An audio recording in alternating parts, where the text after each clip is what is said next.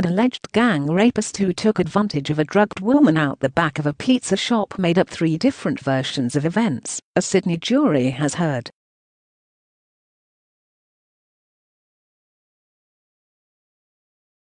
Ricardo Audish, 41, told the final story during his district court trial, giving evidence, saying the teenager he had just met for the first time told her then boyfriend she wanted to have sex with the pizza restaurant worker, the Crown has submitted.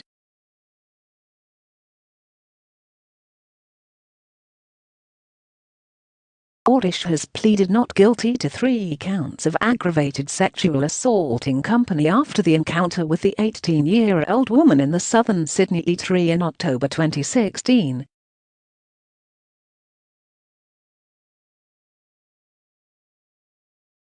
The Crown alleges that Audish, then 38, and 2 underage boys assaulted the woman while she was drugged, and then worked together to corroborate their stories when she went to police.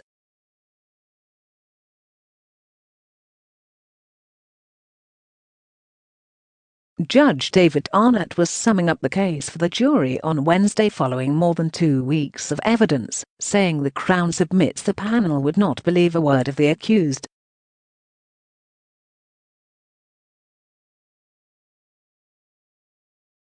Audish's first fabrication, that he was not at the restaurant at the time of the assault, was thwarted by a co-worker's police statement, also saying Audish asked him to lie about his whereabouts, Crown prosecutor Kate Nightingale has submitted.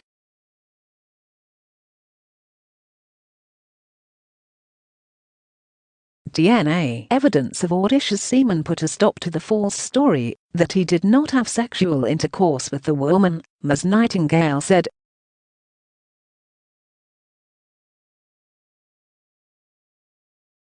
Defense barrister Eugene Wassilino earlier told the jury Audish lied about having consensual sexual intercourse because he was married.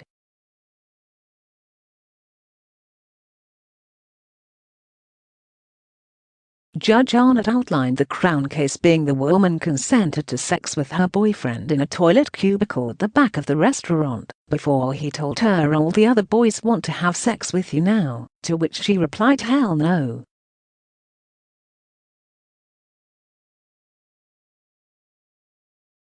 The Crown says this was not a question, but a statement to her, and showed the men acted as a joint criminal enterprise and had arranged the sex acts beforehand.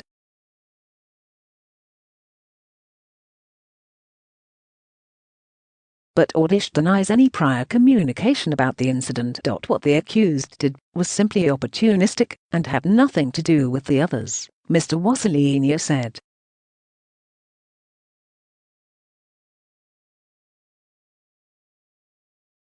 As she was pulling up her underwear in the toilet, another male entered and offered her a bong, a deliberate act the Crown says shows they knew she was not consenting to what they intended to do.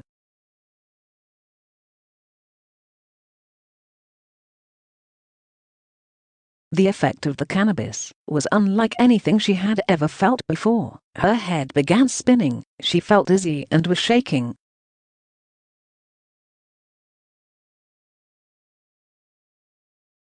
The Crown points to CCTV footage of her sure-footed walking and sometimes jogging upstairs before the incident, compared to after, where she is seen walking slowly, stumbling and leaning on a pole for 17 minutes to regain balance.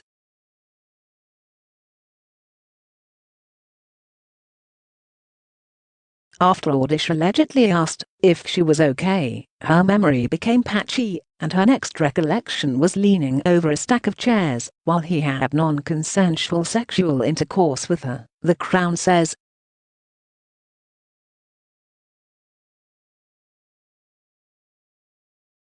The accused was the boss, so he went first, the Crown says, while the others took their turns according to their age.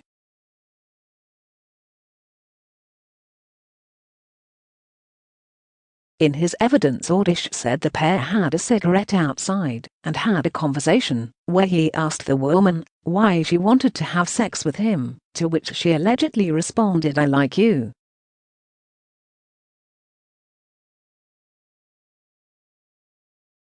He said he asked her 3 times if she wanted to have sex, and each time she said yes, so he led her past the freezer out the back to where the toilets were.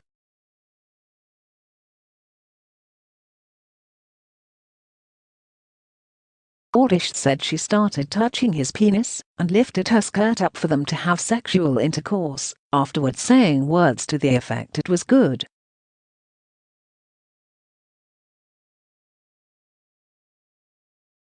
Mr. Wassilina asked how would she know whether or not if she consented to one or other of these men, if she has no memory of having a conversation before the sex occurred.